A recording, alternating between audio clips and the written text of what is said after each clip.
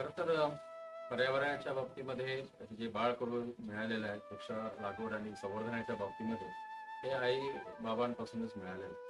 आम्ही शेतकऱ्यांची मुलं आणि अगदी शेतामध्ये जेव्हा काम करायला जायचं तेव्हा प्रत्येक वृक्षाविषयी माहिती ते जरी शिकले नव्हते पण त्यांना त्यांचं महत्व, वृक्षांचं महत्व, कुठलं झाड काय आहे, काय देतं, हे सर्व संपूर्ण कल्पना त्यांची होती. आणि ते आम्ही अगदी निरीक्षण करून ऐकायचं. ते आज माझ्या कामात आलंय.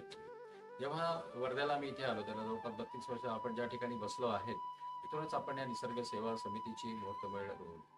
कारण हे घर जेव्हा बांधलं तेव्हा असं लक्षात आलं की नाही आपण घर पण आवश्यक आहे. आपल्याला अ, ह्या जबाबदाऱ्या आपल्या आहेत. शासनाने पण ते करून दिलं पाहिजे असं सर्वांची अपेक्षा असतात. आणि म्हणून आपण या प्लॉटवरची जेवढी काही झुडपं होती ते पण आवश्यक आहे. पर्यावरणाला जैवविविधतेसाठी म्हणजे केवळ